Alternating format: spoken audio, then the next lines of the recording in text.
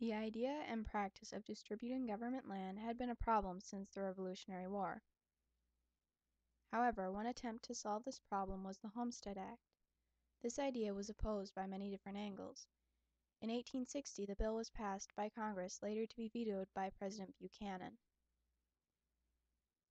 But the very next president, Abraham Lincoln, enacted the bill on May 20th, 1862. At this time, the United States was 1 year into the Civil War, and 3 years away from the war's end.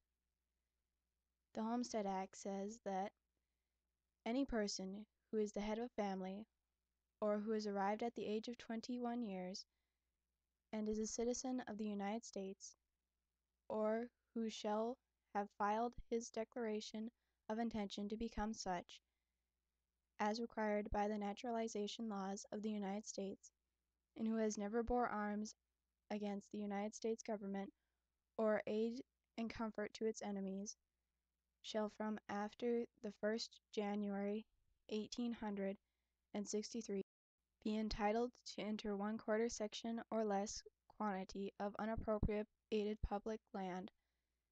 This basically meant that an American citizen or potential citizen who had not fought against the United States could claim 160 acres provided that the citizen live on the lot for 5 years and make improvements on the land.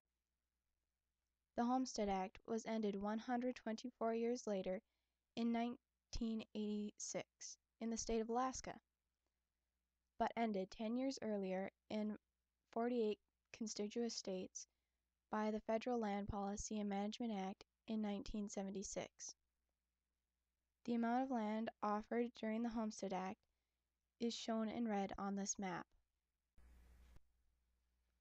It is reported that after 72 years, over 1.6 million homestead applications had been processed, and over 270 million acres of land had been given to the common man.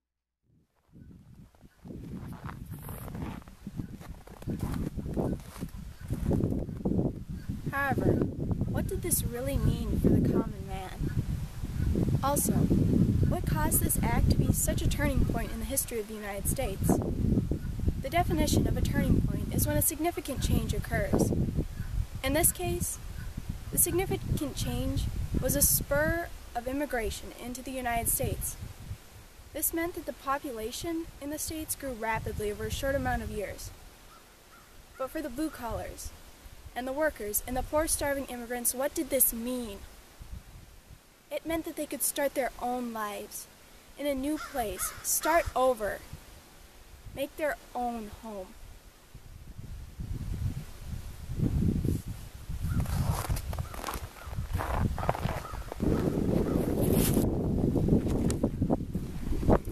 Another question is, how does this affect the United States today?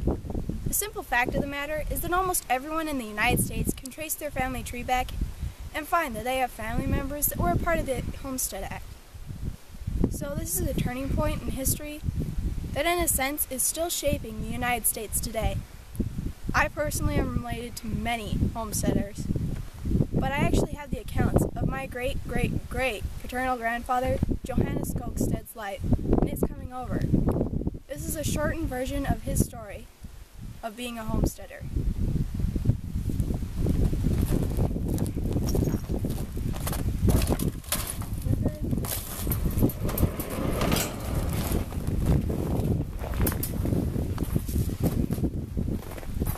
"160 acres of free land to anyone who live on it for 5 years and make improvements." Thus ran the headlines of the newspaper in this country following your Civil War. The bargain seemed even better. The railroad began to penetrate the territory. The good news did not stop at the coast. It was carried across the Atlantic by steamship companies. Here in the homeland, people responded with a new wave of immigration to America. In 1884, my wife Inger and I, and our 3 children, Berta, Servert, and Gilbert and I, joined the Scandinavian immigrants who swelled on the incoming tide to your country. We were not in the wealthy class that could afford steamship tickets, However, we chose more humble transportations, that of a sailboat. I came with the intentions of staying in the United States for 5 years, claiming my land and selling it and returning to Norway, with enough money for a good homestead. But after 6 years, we did not have enough money. Besides, we had another 3 children, old Gertrude and Christian. I took comfort in the more difficult days with the hymn, "With joy we depart from our fatherland, where our God and Father are dwelling. Where ready for us his mansion stands, where heaven with praises is swelling. And there we shall walk in endless light, with the blessed ones and his side foretelling." Now, my wife and our 6 children live here on this farm.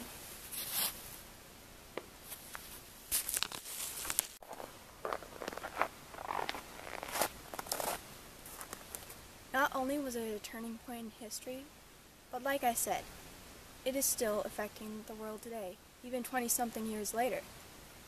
How, you may ask? Well, I personally would not be here today if Johannes had not come over, or if he had returned the day he planned on. So a good portion of my family would not be here either.